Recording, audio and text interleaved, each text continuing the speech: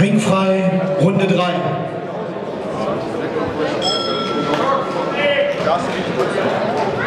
Ja, die Straße der Arbeit, die ja, Ende hier.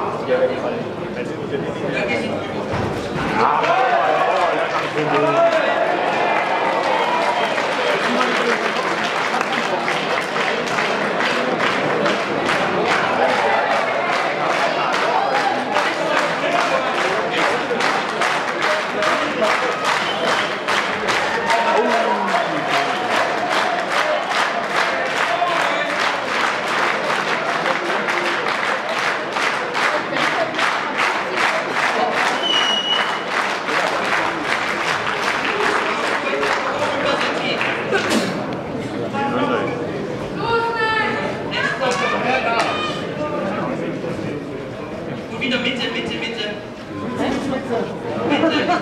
Nicht stumm bleiben. Hallo. Und Jawohl! Schön geschlossen bleiben. Abknicken bei der Hand. Abknicken, ja. hast du irgendeinen Kampf gesehen? Setzen wir jetzt, ich war jetzt nur mit den. Aber auch noch ein Video. Ich will versuchen, irgendwie bei YouTube jetzt schon mal Kampf hast du, oder? Weil das ist ja angemeldet.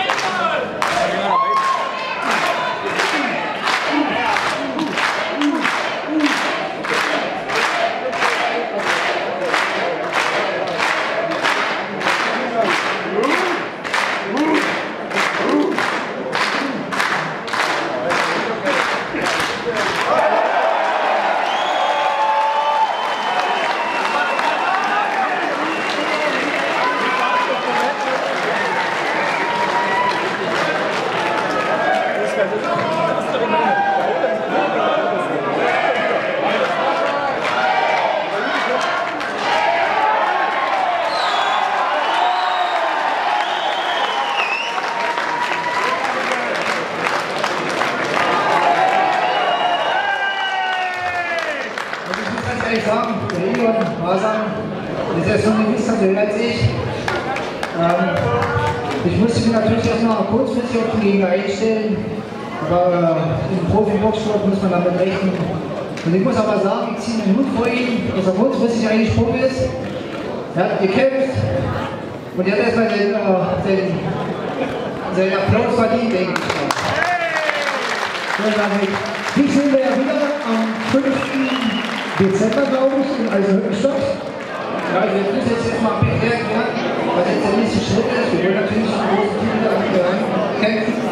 Und das muss jetzt schon beim Management erklärt werden. Und dann kommen wir mal das Jahr und Management. Okay, großer Dank ans Management. Es wird hart an diesem Kampf gearbeitet. Der Termin steht schon fest. Was und wie da abgeht, werden wir dann sehen. Ich kann euch nur ans Herz legen, behaltet das im Auge, der 5. Dezember, 5. November und Dezember. Okay, 5. November in Eisenhüttenstadt. Nochmal einen Applaus für Nico. Ich glaube, wir haben heute eine tolle Kämpfe.